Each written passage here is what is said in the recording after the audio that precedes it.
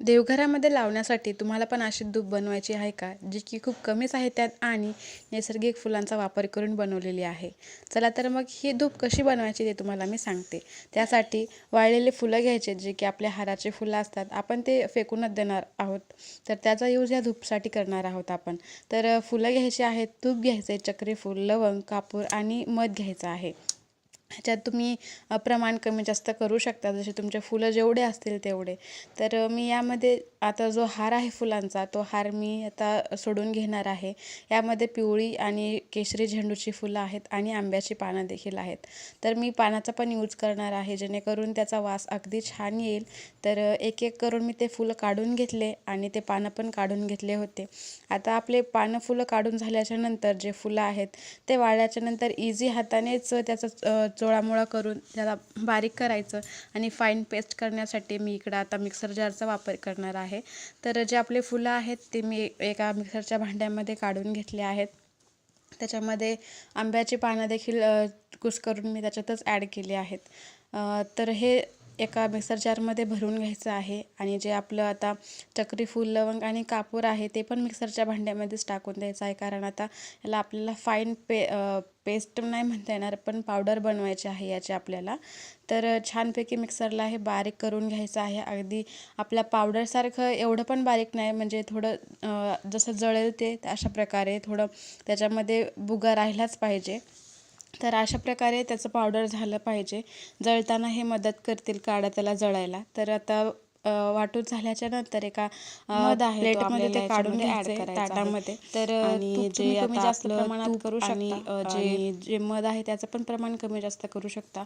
जोपर्यंत त्याचा एकदम असा गोळा बनत नाही ना, अशा धूपकांडी बनवण्यासारखा, तोपर्यंत आपल्याला त्याच्यामध्ये एक एक इन्ग्रेडियंट्स ॲड करतच राहायचं आहे. तर मध आणि तूप मी त्याला टाकून घेतलं आहे त्याच्यामध्ये. आता हाताने मस्त त्याचा गोळा बनवायचा प्रयत्न करायचा आहे.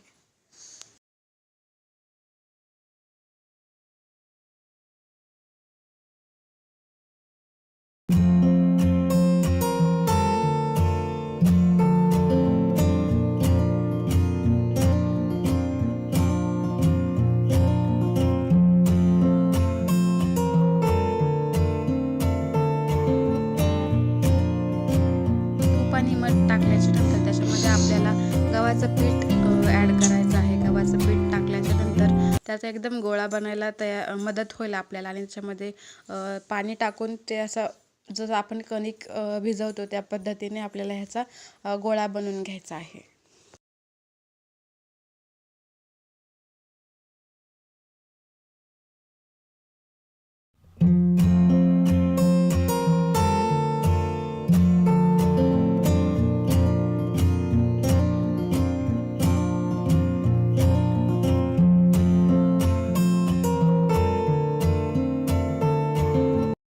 तर अशा प्रकारे त्याचा गोळा बनवून घेतला होता पिठाने.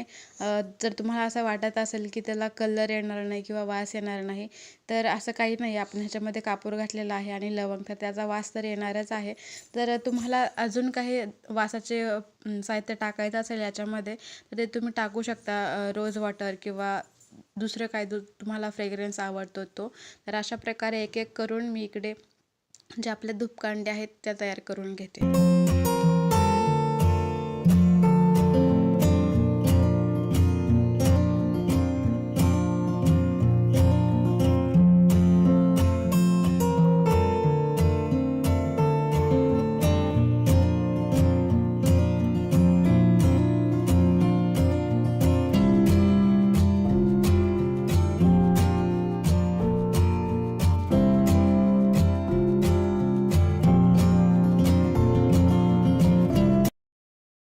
तर बघू शकता किती छान मस्त धूपकांडी तयार झालेले आहेत. तर अशा पद्धतीने तुम्ही घरी करू शकता. आणि बघू शकता रंग अजिबात गेलेला नाही आहे फुलांचा. असं पीठ टाकल्यावर रंग जाईल असं काहीच होत नाही. तर मी सगळ्या इथे रेडी करून घेतल्या होत्या धूपकांड्या. तर आता मी सायंकाळच्या वेळी हे केल्या होत्या, पण आता आपल्याला ह्याला 1 ते 2 दिवसासाठी उन्हामध्ये ठेवायचं आहे. तर मी त्याला मस्त गच्चीवर ठेवून दिलं होतं प्रखर उन्हामध्ये. तर छानपैकी अशा 1-2 दिवस आपल्याला ह्या उन्हामध्ये ठेवायच्या, जेणेकरून आपल्याला त्या यूज करता येतील. तर ही पद्धत तुम्हाला धूपकांडी बनवण्याची कशी वाटली मला कमेंट बॉक्समध्ये सांगायला विसरू नका. पुन्हा भेटू अशाच एका नवीन व्हिडिओसोबत. तोपर्यंत बाय बाय.